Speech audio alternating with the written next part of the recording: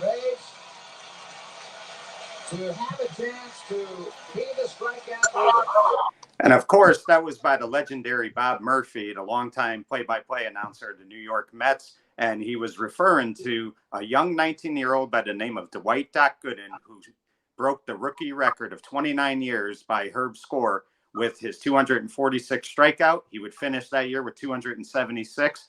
And it is my honor because for a long time I've wanted to talk to him. I just mentioned his legacy with the Mets. He also gave us a magical night as Yankee fans in 1996. It is my pleasure to introduce to you Mr. Dwight Gooden. And hey, how you doing, buddy? I want to thank you for coming on today. It's a real pleasure. Oh, thanks for having me. I appreciate that. And so you're a Yankee fan. That's pretty cool. I mean, I have nothing but love for the Yankees. I mean, obviously I'm a Met at heart, but I love the Yankees. They gave me an opportunity to stay in New York, and the Steinbrenner family was definitely best. But yeah, thanks for having me on the show, and I look forward to having a good time today. Right, and I really appreciate you coming on. And don't get me wrong, I'm a big Yankees fan, but growing up in the 80s, I saw so many Mets games because when the Yankees were on the West Coast, the Mets would be playing in New York, and it was just such a pleasure to watch you pitch. So, Dwight, let me ask you, I was thinking about this today, and it really amazes me that at 19 years old, I remember that you had told a story once that your first ever start against the Houston Astros, you walked from your hotel room. And I think to myself, when I was 19, I couldn't find my way out of Connecticut. I can't imagine what it was like for you as a young 19-year-old to have to drive around New York City, get to the ballpark. A lot of responsibility for a young kid. First off, how did you manage it? Yeah, that's true. I tell you, I had a lot of support from the veteran guys on the team. Mike Torres, Keith Hernandez, and Darryl Strawberry, who was rookie of the year prior to that. He helped me out a lot about dealing with the media and so on, and made it a little easier for me. But it was tough. And, being 19 years old from Tampa, Florida, coming to New York City was definitely a challenge within itself. And back then, it was like, you get to New York and everybody's like, okay, we'll see you at the ballpark tomorrow. You kind of on your own for it, finding your own place, finding stuff around where now, these days, they have everything set up for these guys. They know they're going to make the team. And as the season went on, I got more and more comfortable. But at the beginning, especially the first time I went to New York City, I mean, that was just intimidating itself with the buildings. And all you know is what you hear on TV and see about the subway and different things. But I'll tell you what, though, it was no better place to play in New York once I got comfortable. Right. And, Doc, the thing of it is, too, is that it's very uncommon nowadays for a 19-year-old to make the big leagues that quick and let alone be a starting pitcher. So, I mean, right away, you were in the big leagues. You really didn't have to take long to get there. I mean, do you ever look back at that and say, how the heck did I do that? Oh, without a doubt. And it happened. It was unbelievable what happened. I remember the previous year I was in A-ball, and I started out 0-3 that year. They was going to send me down to low A.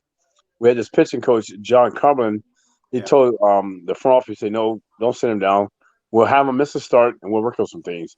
And we didn't work on anything. We just talked about pitching inside because I was afraid to pitch inside because in high school, I hit a guy in the head, and the paramedics had to come get him off the field. So I was always afraid to pitch inside. So he made this deal with me. He goes, if a guy hits the ball hard off you for a base hit, the next guy wants you to knock him down. If the guy hits a home run off you, the next guy, you hit the next guy in the leg. He said, if you don't do that, we're going to send you down. So about my next 7 to 8 starts, I would do that. Then finally he said, you okay? So I ended up going 19-4 that year after starting 0-3, just learning how to pitch inside. And I got called up AAA for the playoffs. Davey Johnson was the manager. I won some good, big games for him in the AAA playoff and World Series. And he told me, he goes, where am I managed next year? You're on my team. So I'm thinking, wow, at least I'll be in AAA. But unfortunately, George Bamberger, who was a big league manager the prior year, he resigned, and Davey Johnson got the job. And I remember calling Davey and saying, hey, Davey, remember what you told me? He goes, oh, you're coming to camp. Don't worry about it. So I go to big league camp as a non-roster player. And after every start, the media will come to me and say, hey, how did you feel today? How did you do? The front office said they're going to see you AA or AAA because of your age. So me, like a little kid, I was running Davey Johnson's office right away. I said, David, he said, send me down to the minors. He said, don't worry about it. Let them talk. You're going to make the team. And the last day of spring training, I think we're playing in St. Petersburg where we had spring training against the Tigers. And like the fifth inning, David came to me and goes, congratulations, you made the team. And wow. And it's funny because my first 4 or 5 starts, he would only let me go like 5 innings. But then once the All-Star break was over, he goes, okay, kid, you're on your own now. Go get him. And so thank God for David Johnson. If it hadn't been for him, I probably wouldn't have made a team or even been invited to spring training my first year, only because of my age. Yeah, and what a season it would be for you, Doc. I mean, 17 wins, like I said, 276 strikeouts. I mean, just a magical year. And a lot of people felt you should have won the Cy Young. I know Rick Sutcliffe got it that Yeah. year. I mean, you were still 19, so I don't think you were too disappointed. You were rookie of the year. But I mean, talk about that season, because for a 19-year-old kid to have that kind of season, it's unheard of nowadays. It was first. Let me say, me and you both agree. I thought I should win a Cy Young. And nothing against Rick Sutcliffe, who's a Yeah, good friend of mine, but I beat him in every category. He had a better winning percentage. I think it was 16-1, but every right. category I beat him in. And like you say, I think somebody said, "Well, at least you get Rookie of the Year." I mean, okay, but the thing is, that year was a special year for me. I didn't really put any pressure on myself. It was more like a dream come true because I'm facing guys that I analyzed as a kid. You know, I'm pitching against Nolan Ryan. I'm Yeah, facing people who P-Rose, the first autograph I got as a 10-year-old. They used to have spring training in Tampa with the Cincinnati Reds, and I'm from Tampa. And so I get to face those guys. And I couldn't wait to get home to call my friends to tell them who I faced and, whoever I struck out. But then I make the All-Star team that year. I'm throwing to Gary Carter, who was great. I'm yeah, in the same clubhouse with, Mike Schmidt, Dale Murphy, Andre Dawson, Nolan Ryan. All these guys were analyzed. It was unbelievable. But after the All-Star break, that's when I really felt that I belonged. Before the All-Star break, I wasn't sure because like my first game, I got the win. My second start, I got knocked out in the third inning, so there's a lot of ups and yeah, downs. But I really got settled after the All-Star break and felt I belonged. And my dad told me, he goes, just pitch the way you can pitch and try not to pay attention to the names on the back of the jersey, because he knew I was a big fan of baseball. And not that I'll be intimidated, but I would be so happy to be in there instead of doing my job. But that really helped.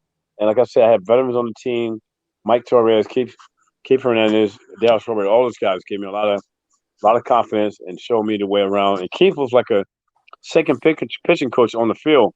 He knew yeah, all of his weaknesses, so a lot of times he would come to the mound and tell me how to pitch these guys. Um, Off the field's a little different. I was staying in Port Washington, New York, Long Island. The neighbors was great, but sometimes you could go outside. It would be kids and traffic all outside waiting for you to come outside and get autographs. That was overwhelming for a little bit. Being a year and a half out of high school, because at that time I didn't expect that, but that goes with the territory. Especially in New York, if you're having success. But it was all great, and like I said, no better place to play than New York. And it all came together probably after the All-Star break for me, my rookie year, making adjustments and get adjusted to living in New York and coming from Tampa. right. And let's not forget, too, that All-Star game. I mean, great way to make your debut. You strike out the side, and I believe you struck out Reggie Jackson. And so Mm. not a bad first All-Star game for you. I mean, I'm sure that's a lasting memory as well. Oh man, without a doubt. And it's funny because I was so nervous. I remember talking to Howard Cosell before the game, true story. And all I remember was Howard Cosell seeing his interviews with Muhammad Ali. So he's asking me the question, but I'm looking at him amazed. It was time for me to answer. I couldn't answer because I was just shocked that I'm talking to Howard Cosell. And so now getting the All-Star game, I'm in the bullpen, and I forget who the manager was. He told me, he said, "You might pitch, you may not." The phone ring, and they said, "Get Doc up." And I was never so nervous in my life. And Gary Carter, I was very fortunate to have him as my catcher. He told me, he goes, "Just throw the ball where you threw it. Against us during the season, just have fun. Don't worry about it, just have fun." Yeah. And like you said, I got the 3 strikeouts. And as I'm going off the mound, I remember Gary Carter saying, "Wouldn't this be nice to do every fifth day?" Not knowing I was going to trade for Gary that all season, and he was going to be my catcher in '85. But it was Yeah. just a great, great feat for the All-Star game, knowing that it was on national TV. I used to watch these games with my dad as a kid. It just all Yeah. came true. It was surreal, but a fun time. Right. And speaking of 85, I mean, what a season. I think your ERA at the time was like, for the year, it was 1.53. And I think the only one who had a lower ERA was the legendary Bob Gibson, which was, I think, 1968 or 69. So, I mean, it's just unbelievable in your first 2 years in the big leagues what you did. And especially that 85 season, winning 24 games. Remarkable. Oh man, thank you. Going into my second year, I had more experience. I was more like, and I didn't have a good spring. Everybody was talking about sophomore jinx in spring training, but I was just working on different things on the third pitch because I was a two-pitch pitcher, fastball, curveball, and Mel Stoudemire and David Johnson wanted me working on changeup. So my spring wasn't that good, but then when the season started, they said, "Chef, put a changeup on the chef. Just go back to your pitches." And like I said, having the legendary Gary Carter catching me was definitely a treat. Gary wanted the best out of me every single day, whether it Yeah. was up 10-0 or 1-0. He wanted me to pitch like it was 1-0. But I'll face a number 9 hitter. He wanted me to face him like it was number 3 hitter. And so he always kept me going. And like I said, I had more experience for my first year. And everything came together. And probably halfway through that season, I realized it was the numbers I was putting up. It was bigger than just a game. People want to see the 10+ strikeouts. They want to see shutout. Yeah. They want to see, they just want to dominate. And I accepted the challenge myself. No disrespect to the other teams, but once we scored a couple runs early, I didn't care if we scored any more runs. I just want to be out on the mound because I got caught up in the crowd a lot of times, and I would take Yeah. a peek at the K corner, see how many Ks up there. But that year was a lot of fun, and like I said, Gary played a big part of it, and Mel Stoudemire, my pitching coach, he would challenge me between starts to continue to get better and better, where I didn't just settle for where I was at that time, and everything just came together for me that year. And you talk about the K corner. I believe, I could be wrong, but I believe that all got started with you, with people putting Ks up on the board, because these Met fans, I mean, like you said, every game they wanted to see 10+ strikeouts. So, I mean, it was just such a magical time to pitch in New York City, especially for a team that was definitely making a lot of noise and would do a lot of great things as time went on. Oh yeah, it was definitely a lot of fun. I think I did start it, or the fans started it when I was pitching. They started wave. It was just fun. The fans gave me so much energy at Shea Stadium. I mean, it was unbelievable. And I should look forward to every fifth day, just taking them out, going to pitch at Shea. And it seemed like and not to brag, but Friday nights. I don't know what my record was for Friday nights. I don't think I never lost a game on Friday night in '85 at Shea Stadium. It just was Wow. something about Friday nights, and there's a lot of electricity going through the air at Shea Stadium. It was a lot of fun, and it was just a good time. And it just seemed like for some reason, every game, even the games I lost, I was totally locked in on every inning. And Gary Carter, like I said, played a big part. And I remember we lost to the Cardinals that year. They beat us out by 3 games. And I remember Wally Backman made the joke that if Doc didn't lose those 4 games, we would have been in the playoffs because I ended up 24-4 that year. Yeah. And the other thing that's amazing, Doc, is the fact that I believe from August of 1984 till about May of 1986, you had a record of 37-5, which is just unbelievable. So if you think about it, you lost the 4 games in '85. So down the stretch, you only lost 1 game in 1984. But what a remarkable record that was as well. I mean, I'd have to go look. I'm sure Pedro Martinez had similar stats, but that's a pretty remarkable stat. I wasn't aware of that. Thanks for sharing that with me. That's some good to know to share with my kids and grandkids. But I just got totally locked in, and like I say, once I realized and accepted that I belong in the majors, because like I say, my first probably 5 or 6 stars when I was there, I was just so happy and overwhelmed about playing against these guys because I was a year and a half out of high school and 19 years old. But once I got totally locked in and felt I belonged, and just trying to make my pitches, it really helped me. But those years, like you say, now you look back at it and you say, wow, I really did that, because when you're going through it at the time, you just basically like they're trying to have fun and help the team win, and things are different for what you're doing is something special, but you're not aware of the remarkable things you do. Like when Herb scores Ricky strikeout record, I wasn't aware of those things at the time. You're just out there Yeah. having fun and living your dream. But when your career is over, you get to look back, share those moments with your family and your kids and my sons, and talk about it. And you're like, wow, how did I do that? And then to be honest, sometimes I look to see what happened. Well, not that I can match those numbers, but how my numbers start going down. I know what happened. But you look back at it, I wish you could do certain things over. Right. Now let's get to '86, Doc, because what a great season for both the Mets, yourself personally, and of course the Red Sox in the American League had a great record as well. But you guys win 108 games, and then talk about that. I mean, the Houston Astros series may have seemed easy when all was said and done, but it really wasn't. It was a battle. And talk about the 2 starts you had in that series, because you pitched, I think, probably a total of 19 innings, gave up 1 run, and it was a dogfight to win those games. So talk about that a little bit. Yeah, you're right. '86 was great. I remember we went to spring training in '86, and David Johnson said, "Guys, we only got 1 goal this year, and that's to win the World Series." Because '84 we made a jump. '85 we won I think 98 games, got sent Yeah. home, and so '86 a lot of guys for the Eagles on the side that could have been starting, like Howard Johnson, Kevin Mitchell. We had got some top guys on the bench that could have been starting, but everybody had one common goal, and so '86, and like you say, when we got to the playoffs, we made the playoffs. Actually, let me back up. We won our division with like a month to go, Yeah. but nobody, everybody stayed locked in, continued to do our work. And so when the playoffs started in Houston, people forget. I mean, that was a dogfight to get to the World Series because, well, my first start against Mike Scott, who was unbelievable that year.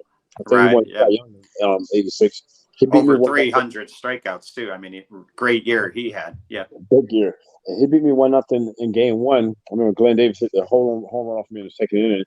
And then my second start was against Nolan Ryan, my childhood idol. I went 10 innings. We won that game in extra innings, I think. But when I came out, the score was 1-1. So I did my job. That just had no run support. Went up against two tough pitchers. But game six of the playoffs against Houston, people don't realize that game was just as big as game six in the World Series. Because we Yeah. had to win game six. Because we didn't want no part of Mike Scott in game seven. I mean, he Yeah. dominated the whole year. He definitely dominated us. So we had to win game six. Remarkable game, remarkable series, and just a batter. And I think, and no disrespect to the Boston, but I think when we went to that World Series, we lost the first two games at home. I just think from all the momentum and all the things we went through and the pressure we had to go through to Houston, I don't think we were mentally prepared for the first game in the World Series. So we go to Boston game three. We win that game. We had to win that game.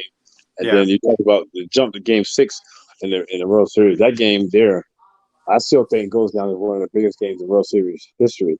The way that happened, and you hear the stories about Mike Ramirez normally take Buckner out for defensive replacements, but he wanted to leave him in to celebrate with Yeah. his team.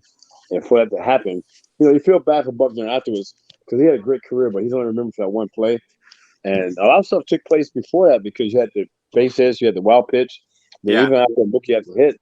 I mean, stuff went on. I mean, it was just great to see that. In game seven of the World Series, we were down a couple runs early. I don't know if you guys remember, but Yeah. after what Three happened, nothing. Yeah. yeah, but after what happened in game six, we knew it was just a matter of time we was going to win that game because there's no way that's going to come back and beat us in game seven after what happened in game six. Right. And you talk about Buckner too. The other thing that doesn't get mentioned, Doc, is there were two outs, nobody on. Gary Carter got a base Yeah. hit, I believe, to keep it alive. And the Mets tied, you guys tied that game before he ever made that error. So it is unfair that he gets punished because really Calvin Schiraldi kind of imploded in that Yep. 10th inning. And that's what really turned the game around. You're right. I totally agree, 100%. And it just the timing of everything with the Buckner play, and like you're right, he really didn't blow it. I mean, it was already tied before that play. Kevin Schweiger did it, and I think Bob Stanley threw a couple wild pitches, if my memory serves me correctly. So it Yeah. happened, just at the time the way it happened. But unbelievable, like you say, being down two outs, you're down a couple runs. You're told even in Little League, it's not over till it's over. But a lot of us was in the clubhouse. I was one of the guys, and just went in and just a lot of stuff. People wondering how I got to that point. I remember one of the clubhouse kids coming in to get Kevin Mitchell a pinch hit. Mitchell had his shirt off. He had to put his jersey on. He got to Yeah. get a pinch hit, and he got the hit. I mean, it's unbelievable the way all that turned out. But very special year in '86, and it's very special to win it at home in front of your home crowd as well. Right. And that had to be thrilling just when Jesse Orosco made that final strikeout and he jumped, put his arms in the air, and just the way the team celebrated. I mean, New York City hadn't experienced that in a long time. So that had to be just a thrilling moment for you guys that Monday night. Oh, unbelievable. Unbelievable what happened. And like you said, doing it in New York, I mean, it was great seeing all the fans rush out on the field.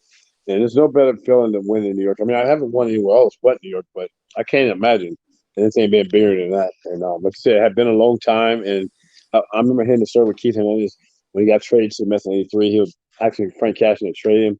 And he said Cashin told him to hold on for a little bit. We got some guys coming in. And so Keith was like, man, he's glad he stayed around just to hear those stories and how that unfolded.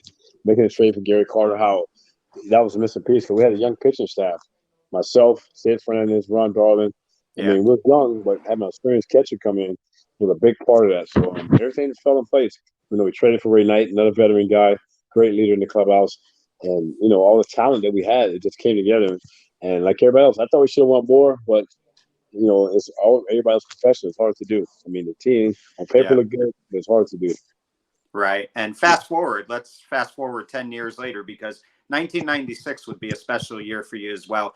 Also, we didn't even know if you were going to pitch that year, and George Steinbrenner signed you to a contract. And I believe early on, Doc, you'd started the year 0-3. You were struggling. They thought about sending you to the minors, but they worked with you. And, I mean, as time went on, I think you went on to win 11 games that year, helped the team win the World Series. But, I mean, obviously it looked like things were bleak early on, but you got it together. And then, of course, that magical night, May 14th in New York against the Seattle Mariners. You got to talk about that, Doc, because as a Yankee fan, that to me was the start of what that whole season would be like. It was just great moments after great moments. So talk about that a little bit. Oh, you're right, and thank you. I'm getting goosebumps now. I still get them. Like I said, I thought at time this way things unfolded because being out of baseball the entire '95 season, and I wanted to go back to the Mets to be honest, because I didn't want it to end that way with the fans. Mets Yeah, want to cut ties, which I completely understand. I talked to December to give me an opportunity to continue my career in New York, which was great, and signing with the Yankees was it was different, but it was a dream come true too because you hear all the Yankee stories, all the history on that. And I remember meeting with George and my father, and he said, "Stay out of trouble. Pitch what I need to pitch. You should win a lot of games." And like you said, I started out 0-3 that year, and they basically benched me. And what I mean by that, when a pitcher gets benched, that means you're not getting in the game if you're up 10 or down 10. You just yeah, there. They're trying to decide should we send him down, should we release him, what to do. And you hear all the rumbling going around, all the rumors going around, not knowing. A lot of credit to Mel Stoudemire. Every other day, he would take me in the bullpen and work on something because when you miss, I'm basically missing a year and a half. I got suspended like the second part of that fourth season. It takes yeah, time. And unfortunately, my good friend David Coleman got the aneurysm in his arm, and what happened? He got an opportunity to get another start. yeah, And George Steinbrenner was the only guy that said, "Put Doc back in the rotation," because Joe Torre was ready to get rid of me. George Torre said, "Put him back in rotation." And I think my fourth start back then was the yeah, game I pitched no hitters. And as you mentioned, I was supposed to go home and get my father, who was having open heart surgery, the next day. He had been on dialysis for 15 years, and his health was deteriorating, and everything was going to make it. So I had my flight to go home. That morning, I woke up, and I thought that, wow, my dad would probably want me to pitch because all I can remember is all the days we spent as a kid working on different things and the talks I would have with my dad about, taking care of business first, taking care of first. So I called Joe Torre, who was the manager. I said, "I'm coming in. I'm going to pitch." He goes, "No, no, no. Go home, do it your father. Take as much time you need." I said, "No, I'll yeah, see you tonight." The next call was to my mom. I told my mom, "I'm not coming home. I'll see you guys tomorrow." She said, "No, you have to be here. Your dad is expecting you. All the family's going to be here. We need your support. You have to come home." So I ended up hanging up on my mom because I was just feeling real bad about not coming here. I go to the ballpark that day, and like the first 3 innings, I was standing in a walkway between the dugout and the clubhouse, wondering if I made the right decision. Is my dad gonna be okay? Sometimes I would tear up. Not until the sixth inning when I realized I had a no hitter. I was looking at the scoreboard to see what hitters were coming up that I had to face. You see no runs, no hits, no errors. Then your heart start beating real fast. Anxiety kicks in, so I had to put my yeah, bat to the side and concentrate on the game. And I remember the last out was made. Paul Sorrento, I told him hanging curveball. We popped it up and said the ball was never coming down. yeah, When Drew caught that ball, no hitter, I was jumping up and down. And I remember I never seen you like that before. I said, "Well, I never threw a no hitter before." You know, yeah, my teammates carrying me off the field. At that time, all I could think about was my dad's gonna be okay. A year prior to that, I was suspended from baseball. I was thinking about being benched and wanting to release. Everything that was happening, I was just going through my mind. The next day, I fly home to Tampa to see my dad. I take a ball from the game to give to him. At that time, he already had the surgery. He was on yeah. life support. And the doctor said, he did get to watch the game. And they said after the game, he had tears in his eyes. And he ended up passing away, not making it out of the hospital. But the last game he saw me pitch was the no hitter. And it made that much Yeah. better. And that's pretty awesome. And the other thing about that, Doc, is a lot of times people think a no hitter, you coasted throughout the game. It wasn't easy. I mean, you're facing a great lineup, a team that went to the ALCS championship the year before. You got Griffey, Jay Buhner, Edgar Martinez, Paul Sorrento, like you mentioned. You got these guys that are such good hitters that it was never an easy out that night. And the fact that you were able to throw a no hitter against a team like that, it's pretty amazing. That was amazing. And the first inning of that game, I remember watching Glenn Bryce to start the game off, and then Alex Rodriguez hit a ball that probably would have been a triple if anybody. I don't think, and no offense to Brennan Williams, but I don't think he makes the play. Gerald Williams, unfortunately, he just Yeah, passed away. A friend of mine makes an unbelievable catch. Then he doubles Bragg off at first base, so I get 2 outs there. Where normally that ball goes over his head, the run scores, and Alex Rodriguez at third base with no outs and Griffey's up the bat. So I probably don't get out of the first inning, but it took that play, and plus that game I had 6 walks. And like you said, yeah, you facing Seattle Mariners, who to me at that time had the best offense in baseball. And I remember the prior year watching them beat the Yankees in the playoffs. I was at home watching that game and not knowing that the next year I was going to be on the Yankees facing Seattle.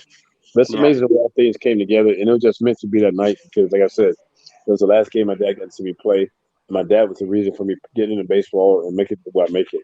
Right. And the thing is, Doc, everybody wants, obviously, you're a Met at heart, like you said, but everybody who plays for the Yankees hopes to have that Yankee moment, whether it's the World Series, playoff, whatever. You'll always have that Yankee moment because you're part of a few select people who pitched a no hitter for the New York Yankees, and it was at Yankee Stadium. So you'll always have that memory as a Yankee when you go to Old Timers game. They're Yeah. always going to say that. So that's a nice little moment to have with them.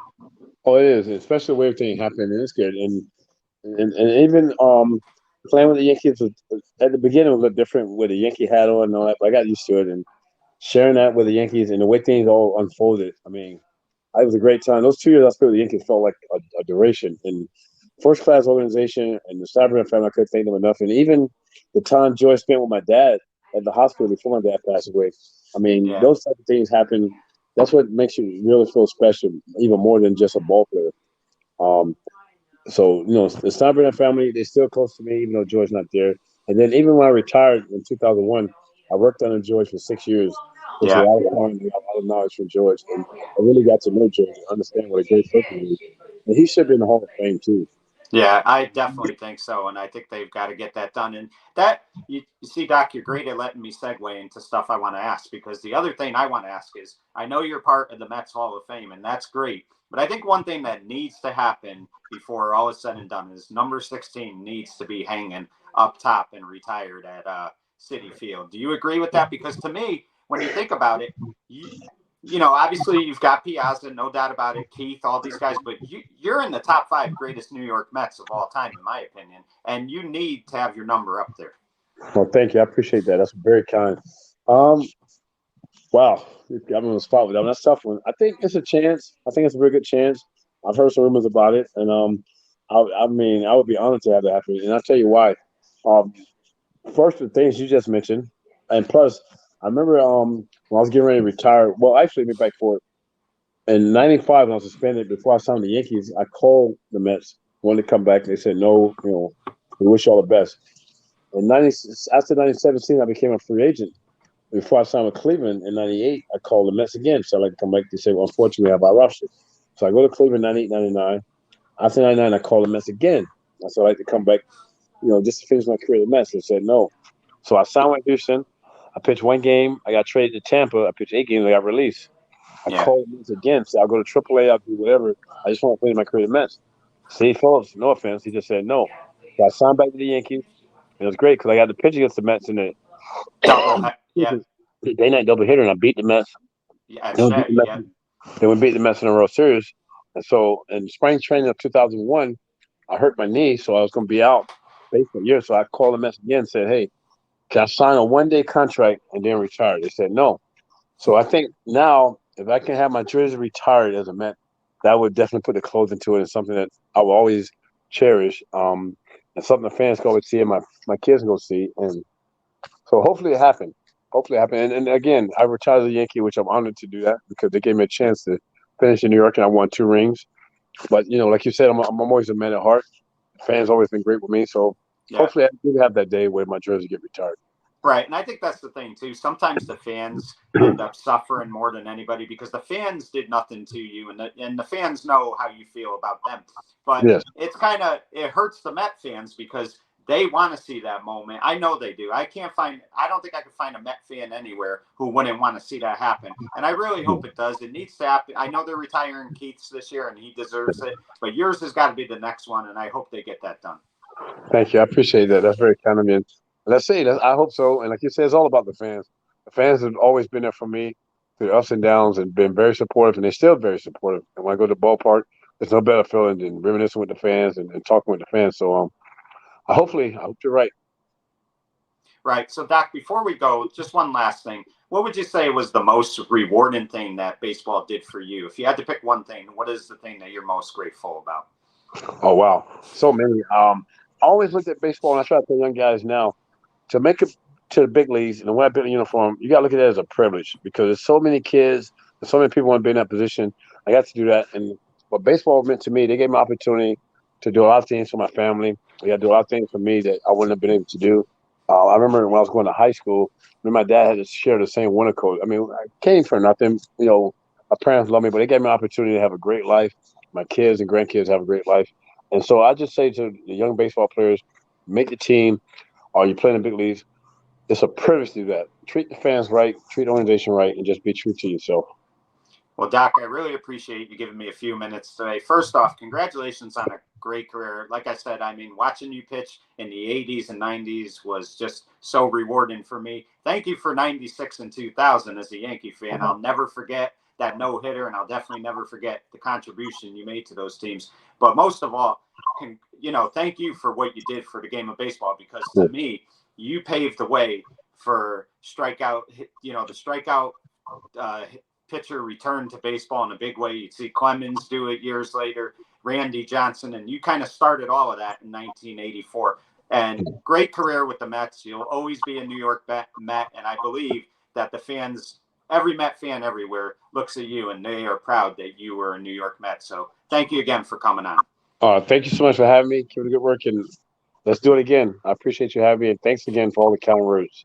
I Thank you, appreciate Doc. it. Have a great day, and thank you again. And All of right, course, thank you. And of course, folks, that was the legendary New York Mets and Yankees pitcher, number 16, the great Doc Gooden. For In the Spotlight, I'm Mike Kanishi saying good night, everyone. all right, thank you. Thank you. All right, buddy.